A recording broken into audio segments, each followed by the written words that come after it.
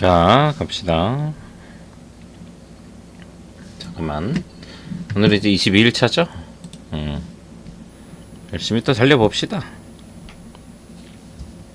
이거 한 거지. 문제가 좀 잘못 들어갔어.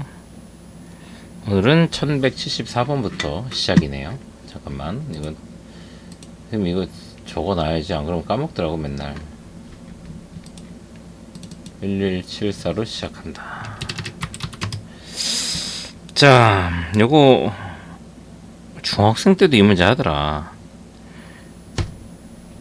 이 문제는 정확하게 문제에서 의미하는 바를 해석해야 되거든.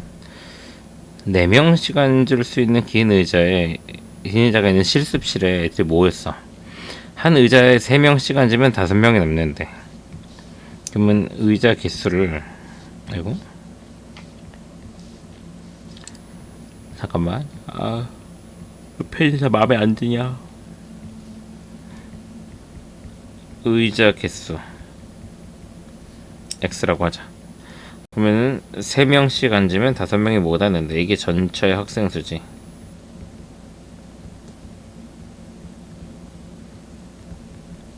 근데 4명씩 앉으면 한 개가 남는데, 이 남는다라는 의미에서 우리가 뭘 생각해야 되냐면, 의자가 이렇게 깔려 있어. 얘가 남은 거야. 4명씩 이렇게 앉아있다. 남았다라는 건 이 의자가 충분히 학생들을 다 수용했다는 거지. 그죠? 애들 다 앉고도 의자 빈 의자가 남았다는 거잖아.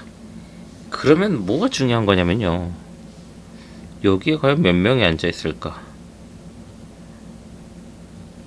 여기 앉아있는 학생 수가 몇 명일까요? 4명 다 앉을지 않아도 되잖아. 여기 앉아있는 학생 수를 얼마인지 모르죠. 근데 어쨌든 1명에서 4명, 그치? 4명 이하로 앉아있을 거 아니야? 그래서 시그럽게 세우면 돼요. 전체 의자 개수가 X개인데, 맨 마지막 애들이 앉아있는 의자랑 남은 의자 2개를 제외하면 X-2개의 의자에는 4명씩이 꽉 차서 앉아있죠. 그럼 전체 학생 수에서 4명씩 꽉 채워서 앉아있는 의자에 있는 학생 수를 뺐을 때 마지막 줄에 앉아있는 학생의 수를 우리가 예측해 볼 수 있는데, 최소 1명 이상은 앉아있고 4명까지 앉을 수 있다. 이렇게 식을 세워서 전개하면은 8, 13-x가 1과 4 사이다. 마이너스 곱해서 부등호 방향 바꿔주고요. 13 넘기면은 9부터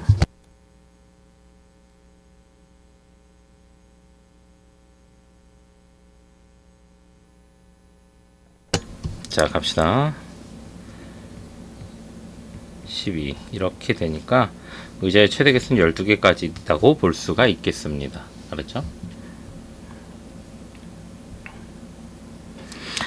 자, 절대값 부등식이죠. 절대값은 그냥 범위조사에서 풀어야 돼. 방법이 없어. 근데 이거를 좀 알아놓자. 좀 간단할 때가 있고 복잡할 때가 있거든. 절대값이 하나 나와 있는 경우는 좀 간단한 편이야.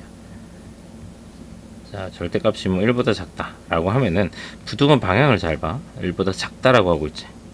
절대값을 1과 마이너스 1 사이다 라고 풀어주면 돼요. 그치? 절대값 x가 1보다 크다 라고 한다면 x가 1보다 크거나 x가 마이너스 1보다 작다, 그러니까 큰 거보다 크고 작은 거보다 작다, 큰 작작 이렇게 외웁시다. 그치? 부등호의 방향이 절대값을 어떻게 향하고 있느냐를 보면서 이 정도 써주는 거는 알아두는 게 좋아요. 얘는 절대값이 작다고 하고 있으니까 2x-1이 마이너스랑 9 사이 값이 되는 거야. 2x는 마이너스 8, 10, x는 마이너스 4부터 5까지 달달하죠?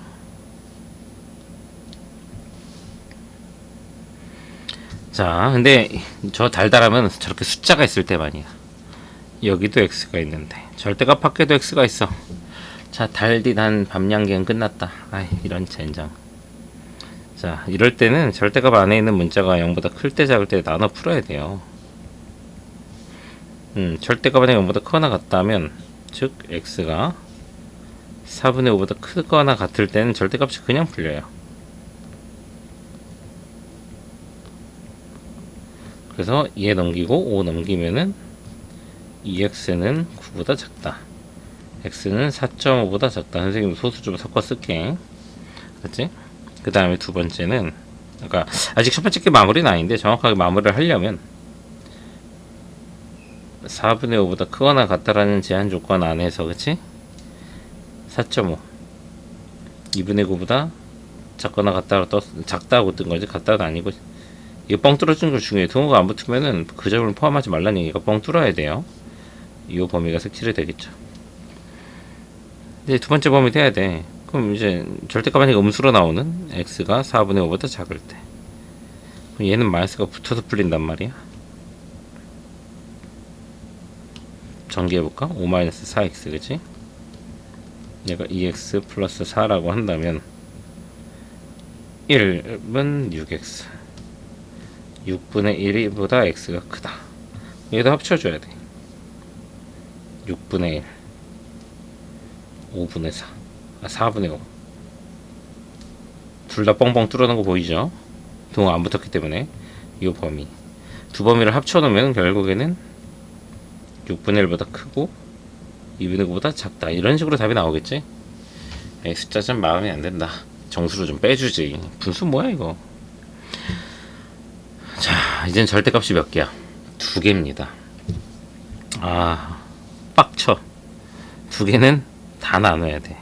자, 나누는 기준은 절대값 하니까 0 되는 걸 기준으로 하면 돼. 그럼 x는 1과 2에서 나눠야 되지. 그러면 구간을 3개로 나눠요. x가 2보다 크거나 같을 때, 1과 2 사이일 때,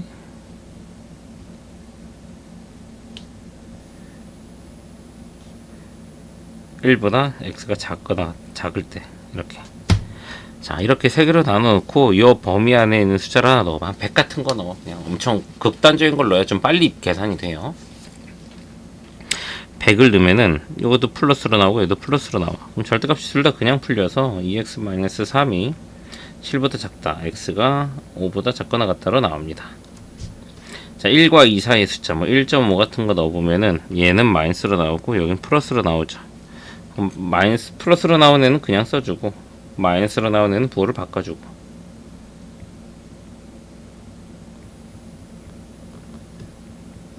자, 이렇게 하면은 1이죠. 1이 7보다 작거나 같다. 어때? 자, 이런 게 이제 많은 좀 하수들이 힘들어하는 건데, 선생님 부등식을 풀려고 했는데 x가 사라졌어요. x가 사라진 건 신경 쓰지 마. 이 부등호 성립하느냐만 보는 거야. x가 사라졌다는 건 우리가 앞에서 몇 번 봤겠지만 x값에 관계없이 무조건 1로 나온다는 얘기거든. 근데 1이 7보다 작거나 같은 건 맞잖아. 그러면 무슨 말을 하고자 하냐? 이 범위에서는 항상 성립한다는 얘기야. 알았죠? 첫 번째 것도 마무리 안 했었네. 2보다 크거나 같은 범위 안에서는 5보다 작거나 같대. 얘는 2와 5 사이를 말하는 거죠. 아래에서는 1과 2 사이가 다 된다고 하는 거고, 마지막으로 절대값이 둘 다 음수로 풀리는 경우야. 0 같은 거 넣으면 둘 다 마이너스 1, 마이너스 2 이렇게 음수로 나오죠. 부호가 둘 다 반대로 풀리자. 꿀팁은 뭐냐면 이거랑 부호가 반대로 나와. 부호를 둘 다 플러스로 푼 애랑 마이너스 푼 애랑은 부호가 반대겠지.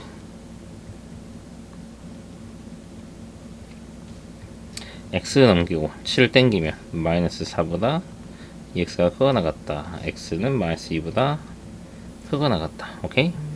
여기다 합쳐놔야지.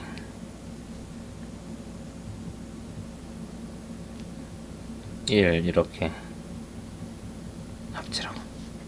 그럼 결론은 이 세 개의 구간을 다 합치면 마이너스 2보다 크거나 같고 1보다 작다. 1보다 크거나 같고 2보다 작다.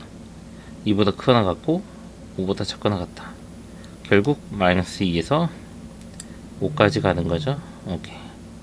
이렇게 해줘야 된다. 알았죠?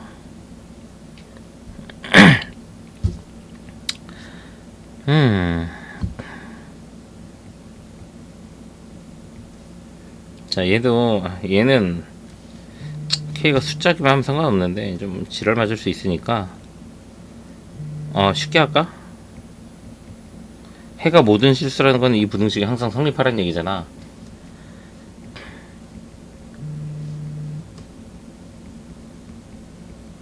이거잖아, 이거. 그치? 이게 항상 성립하면 되죠. 간단하게 생각해봐. 얘가 뭐가 됐든 얘는 절대값이야.